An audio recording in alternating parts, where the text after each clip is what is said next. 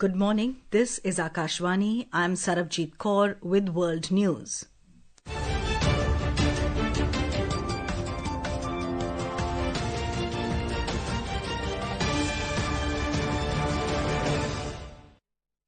The headlines. Financial Action Task Force warns Pakistan that its removal from grey list in October 2022 does not make it immune to money laundering and terrorist financing. India calls upon Pakistan to end grave and ongoing human rights violations in Pakistan-occupied Jammu and Kashmir. Afghanistan's Taliban-led administration plans construction of dams over Kunar River. Israel Defense Forces kill senior Hezbollah commander Abbas Hassan Karki in airstrike in southern Lebanon. And Indian women wrestlers Hanshika Lamba and Sarika Malik advanced to finals of Under-23 World Wrestling Championship in Serbia.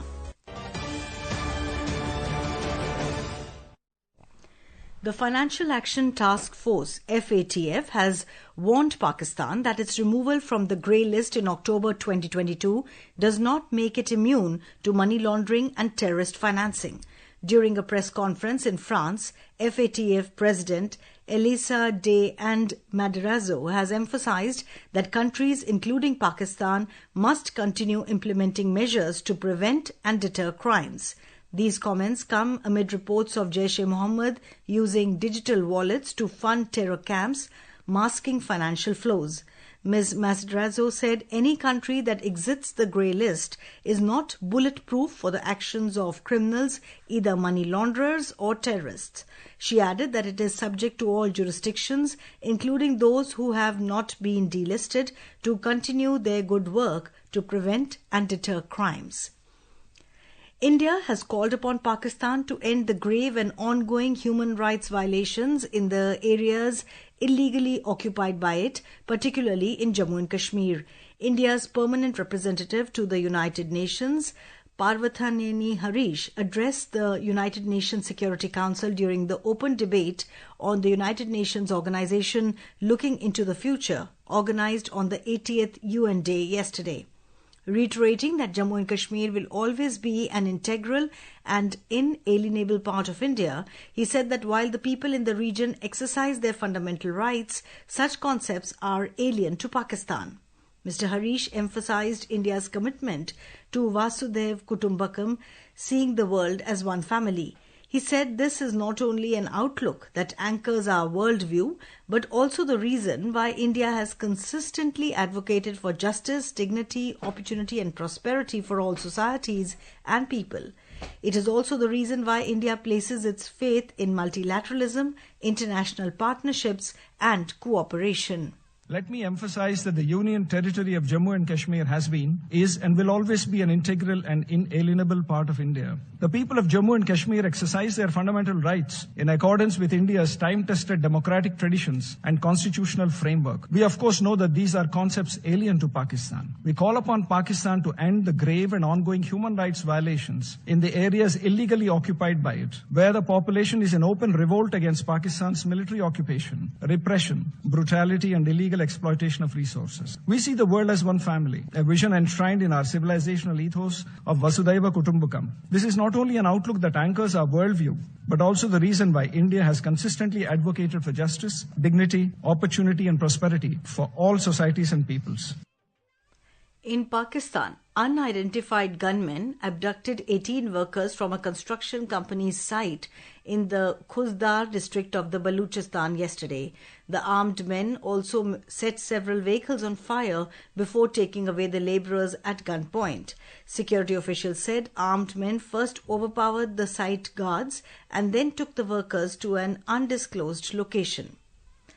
Days after recent border clashes with Pakistan, Afghanistan's Taliban-led administration has announced plans to begin construction of dams over the Kunar River.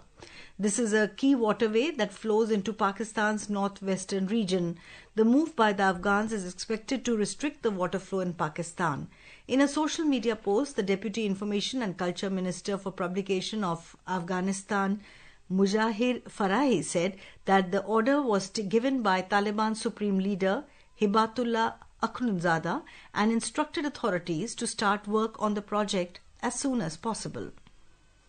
Israel Defense Forces (IDF) has killed a senior Hezbollah commander, Abbas Hassan Karke, in an airstrike in southern Lebanon yesterday. Abbas Hassan Karke was the logistics commander for Hezbollah's southern front headquarters. The IDF claimed that Karke was a key figure who had been working hard to rebuild Hezbollah's fighting power in recent months. Lebanon's national news agency confirmed the incident, reporting that an Israeli airstrike hit a vehicle on a road and killed Karke. This killing marks a significant targeted action against the group's leadership.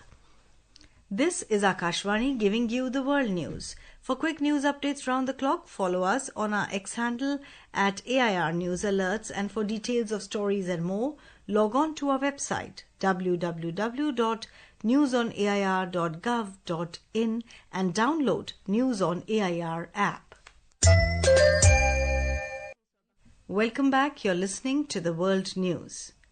In a concerted effort, more than 20 European countries that support Ukraine have agreed to cut off Russian oil and gas from the world market. This was one of several measures discussed in London summit aimed at intensifying pressure on Russia. UK Prime Minister Sir Keir Starmer said that they are choking off funding for Russia's war machine. Recently, the UK and US sanctioned Russia's biggest oil companies, and the EU targeted its gas exports. Ukrainian President Volodymyr Zelensky was at the summit and emphasized that this economic pressure is the only way to end the war. However, the summit did not result in any announcement of long-range missiles for Ukraine, which Zelensky had requested. Last week, US President Donald Trump signaled to Zelensky that he was not ready to supply these missiles, and Russian President Putin has sternly warned that any use of such weapons to strike Russian territory would result in an overwhelming response. India's foreign exchange reserves rose by $4.5 billion to over $702 billion for the week ending October 17, mainly driven by a surge in gold reserves.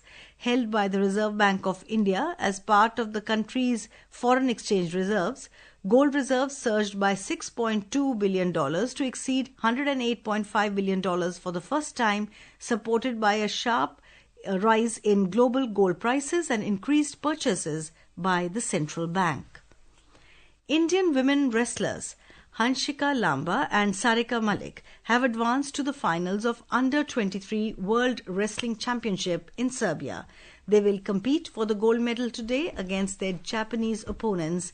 Indian women wrestlers also won 5 bronze medals in their respective weight categories.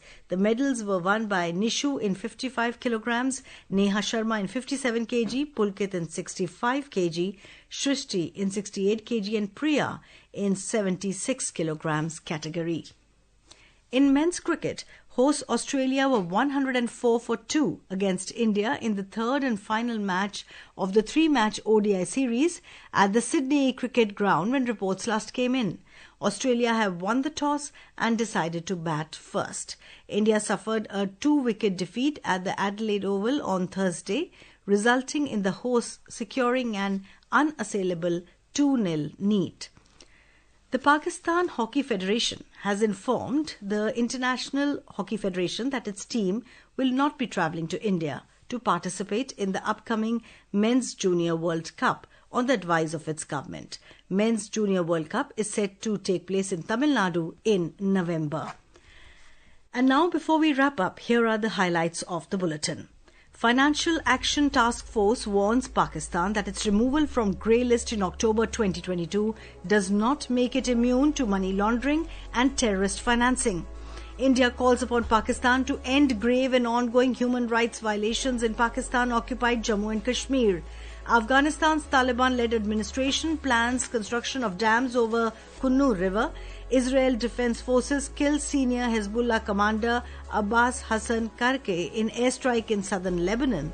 And Indian women wrestlers Hanshika Lamba and Sarika Malik advance to finals of Under-23 World Wrestling Championship in Serbia. And that is the end of this news bulletin.